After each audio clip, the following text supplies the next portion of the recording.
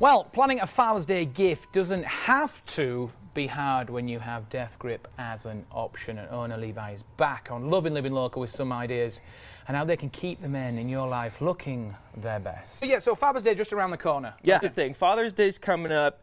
Guys, do me a favor, throw out that polo you guys bought, grab yourself some Death Grip. You know, you might be thinking, my dad, he's just got some little stubble, a prickly pear stubble. That's all right. We're going to turn it into a full-fledged flavor saver with this mustache wax here. You could actually do a little gift bag in the wash bag, couldn't you, for Father's Day? We have natural beard oils and mustache oil. We've got a wide variety of different scent profiles that are made with all natural essential oils. We've got those available on our website, already put together, ready to go as gift sets. We've got the gold standard and the platinum edition.